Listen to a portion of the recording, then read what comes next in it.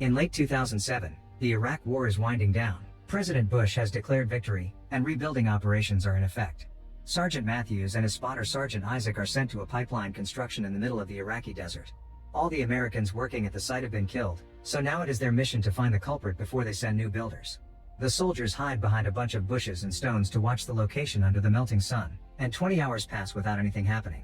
Matthew begins growing impatient and starts to think there are no Iraqi soldiers left, and considering the scattered bodies, the site must have been attacked by a team that left after completing their mission. Isaac points out there are no signs indicating a big group moving around here, and points out that because all the workers were killed by headshots, this could have been done by the legendary professional Iraqi sniper known as Juba. However, Matthews thinks it is impossible for anyone to kill this number of people in less than 30 seconds. Eventually Matthews finally gets tired of waiting and goes down to take a closer look at the location after asking Isaac to cover for him. Isaac explains his scope is becoming unclear, and Matthews teases him for not changing it sooner, but this one is important for Isaac because it used to belong to a fallen comrade. Then Matthews goes from body to body looking for clues and begins believing Isaac's theory when he confirms everyone died from precise headshots. He goes to the middle of the site to figure out the possible direction of the shots while Isaac begs him to retreat, but suddenly a shot is heard and Matthews falls to the ground, suffering great pain in his abdomen. Desperate to help his friend, Isaac runs down in a zigzag path to avoid any incoming bullets, but when he is about to reach Matthews, he gets shot in the leg. Isaac has no choice but to leave Matthews behind and run to hide behind a broken wall. Suffering but still alive, Matthews contacts Isaac and tells them to call the base and ask for backup. First though, Isaac notices his leg wound is quite awful, so he proceeds to tie a belt around it to stop the bleeding. Then he grabs his radio bag and tries to contact the base, only to discover he has no signal because the sniper had shot the antenna. Suddenly Matthews contacts him again and asks him to spot the sniper so that he can aim at him, ignoring Isaac when he warns him that the sniper will notice any movement and shoot him again. Isaac starts working on making a hole in the wall with his knife to insert the scope, only to get his hand hurt by some falling rocks. Matthews then proceeds to attempt to reach for his rifle, only to pass out because of blood loss. Not wanting to end like his friend, Isaac uses a blade to remove the bullet from his leg, which is an extremely painful process. Then he bandages the wound before passing out as well. Sometime later, Isaac wakes up when he hears a strange noise coming from his earpiece. It turns out to be an officer from the base, and Isaac immediately begins reporting the situation and begging for medical supplies. However, he begins to get suspicious when the officer asks him lots of weird questions, and most importantly, he requests him to either tell them his exact position or stand up and fire in the air, claiming it is for the helicopters to drop the supplies accurately. Isaac points out this is against protocol and will put him in danger, and when he begins paying more attention to the man's words, he realizes his accent is not American. This is Juba the sniper, who has hacked into the radio frequencies to try to set a trap. Isaac does not fall for it and calls him out, but instead of hanging up, Juba begins asking him questions, claiming he wants to know Isaac better. Isaac tries the radio again, but it is still not working. Juba insists on making his silly questions, and when Isaac refuses to chat back, Juba threatens with shooting Matthews again, which is risky because there is a chance he is still alive. Isaac agrees to chat for a while and asks Juba to go first while he begins drawing a map of the site on the dirt to calculate the bullet trajectory and find the possible location of the sniper. Juba tells him he is just a regular Iraqi citizen that wants to save his country and asks Isaac to tell him about his family, but Isaac points out that it's too personal. Then Isaac makes fun of Juba's reasoning, saying that he is killing the people that are actually trying to develop the country by bringing schools, pipelines, and infrastructures that will boost the local economy. This makes Juba laugh, and he explains that the money made here will be sent back to the USA later. As time passes, Juba keeps asking questions, but Isaac continues to refuse to say anything personal about himself, making Juba threaten to shoot Matthews again. However, Isaac does not believe him anymore. To prove he is dangerous, Juba tells Isaac the name of the previous owner of the scope and that he is dead, quoting Matthews' earlier teasing. This means Juba has been listening to their conversation since they arrived.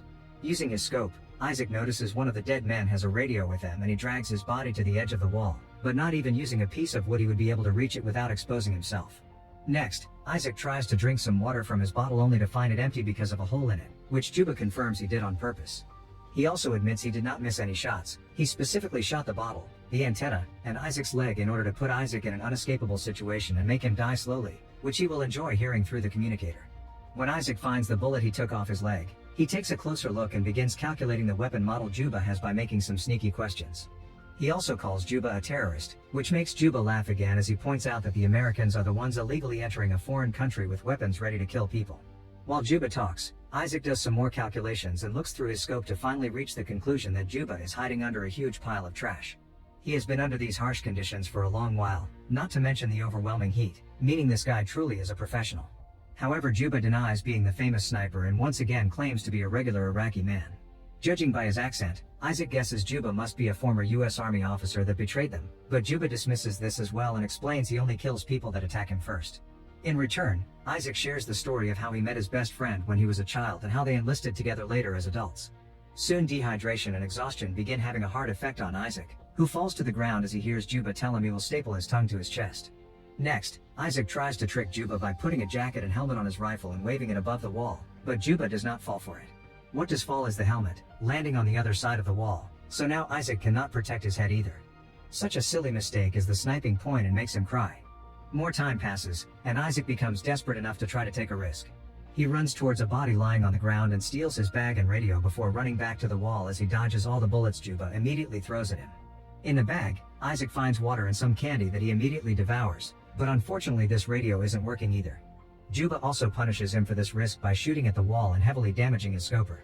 Suddenly, Isaac hears some disturbance coming from his earpiece and realizes it is Matthews, who is still alive. Isaac yells the location of the sniper at him, and Matthews immediately takes out a piece of metal to use in order to look at the pile of garbage. While Matthews moves extremely slowly to grab his rifle, Isaac keeps the sniper distracted by making small talk, and he learns that Juba used to be a teacher in Baghdad. When his students got killed during an American attack, he decided to get revenge. The wall Isaac is hiding behind is the ruins of said school. Then Juba asks Isaac while he keeps carrying the damaged scope, but since Isaac refuses to answer, Juba threatens to shoot Matthews again. Desperate to save him, Isaac confesses that he keeps the scope in memory of his old friend, who died because of a mistake Isaac made, and he still feels guilty. In the meantime, Matthews places his rifle and blindly aims at the pile of trash, shooting at all the bullets he has as Isaac shoots as well to pretend the noise comes from him. When Matthews is about to reload his gun, Juba suddenly shoots him back, hitting him right on the shoulder. Isaac asks Matthews to crawl toward him to find safety behind the wall, but unfortunately when Isaac goes close to the edge to help, Juba shoots Matthews in the head. Isaac has to watch him die and finally snaps right into a breakdown, saying he wants to go home. Juba informs Isaac that if he really wants to leave then he will not shoot him, but Isaac is skeptical. Later, Juba asks Isaac why he is still there despite the war being already over. Isaac pauses for a moment before replying he is there because it was actually he who killed his old friend. It turns out he accidentally shot his previous sniper partner while trying to kill an enemy, and Isaac has been lying to everyone, saying his friend had been killed by the bad guys. Suddenly Isaac hears some noise coming out of the radio and rushes to check the signal, being happy to hear conversations going on. However, his happiness is short-lived because while he can hear voices, he cannot send any messages because of the damage the radio took. To Isaac's shock, Juba joins the conversation he is hearing, and the man uses Isaac's name to ask for help. Isaac finally realizes that all this time Juba has been hacking into American communications, pretending to be a soldier needing help to lure backup teams to the area and kill them all easily thanks to the surprise factor. Isaac tries to interrupt the conversation to no avail. Sometime later, Isaac wakes up to the painful feeling of a crow pecking on his leg wound. Seeing as even the birds think he is already dead, Isaac decides to take a risk and retrieves Matthew's rifle using some rope and a stick, then he aims it at the pile of trash. At that moment, helicopters arrive at the area and reveal Isaac's location without knowing this is a trap. Wanting to save the incoming soldiers, Isaac pushes the wall to make it crumble, creating a curtain of dust that makes it hard for Juba to get Isaac's location.